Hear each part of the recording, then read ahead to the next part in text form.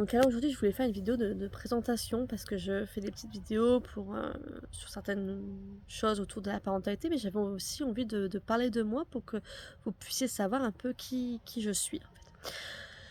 Donc alors, moi j'ai eu ma fille, j'avais 25 ans, donc j'étais toute jeune, hein, vraiment toute jeune. Aujourd'hui, je m'en aperçois que j'étais toute jeune, hein.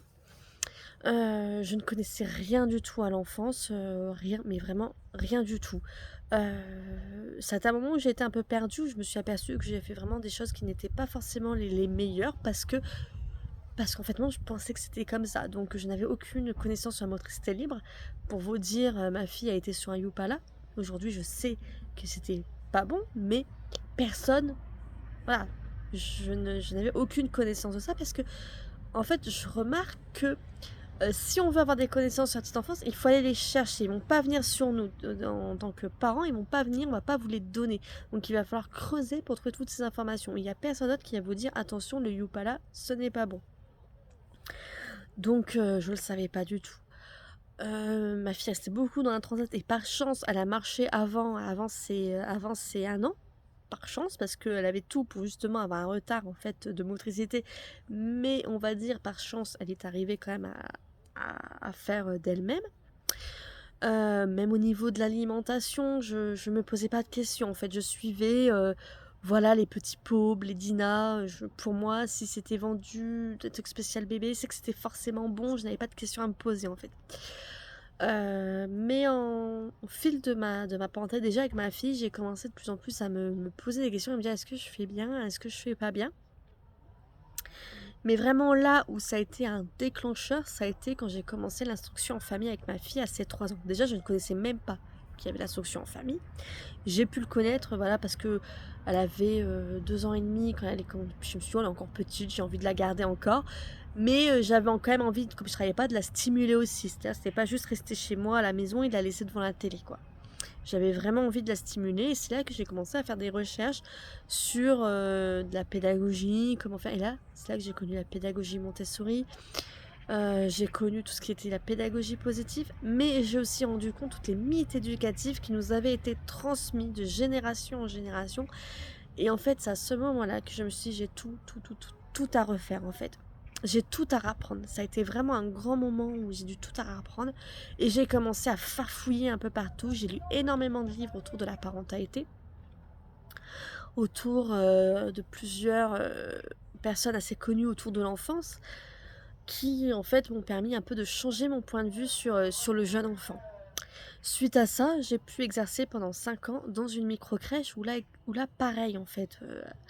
Euh, c'est euh, c'est une chose de s'occuper de son enfant, mais c'est une autre de s'occuper d'autres enfants, hein. Je pense que c'est important de le souligner parce que je vois beaucoup d'accompagnantes à la parentalité justement sur les réseaux qui en fait n'ont eu que leur enfant à accompagner. C'est très très différent d'accompagner son enfant et d'accompagner les enfants des autres. On est totalement dans une autre dynamique. J'ai encore remis tout ce que je connaissais autour de la parentalité en fait. Ça a été vraiment un moment où je me suis posé énormément de questions. Je me suis formée dans plusieurs domaines, dont la communication gestuelle associée à la parole, parce qu'au début, j'avais un peu ce mythe aussi de me dire que ça allait retarder le langage. Et en fait, je me suis aperçue que c'était tout le contraire. Donc j'ai eu mon fils entre-temps. Et là, j'ai voulu mettre vraiment en place la communication gestuelle associée à la parole, la motricité libre. Mon fils m'a amené de lui-même dans la DME, chose que je n'aurais jamais pensé faire, mais il m'a amené de lui-même. Donc j'ai vraiment essayé de faire une éducation alternative, mais c'est très très compliqué, hein. Pas dans le sens de le faire, mais dans le regard des autres qui ne comprennent pas toujours ce qu'on fait, hein. Donc forcément, ça choquait parfois que mon enfant ne porte pas de chaussures.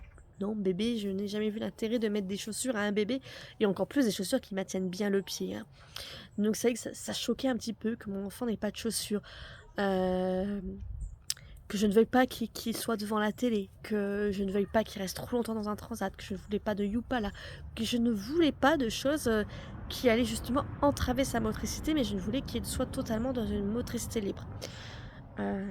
Et c'est là que je me suis aperçue que le regard des autres était parfois plus difficile que les éduquer, que de transmettre à nos enfants, quoi.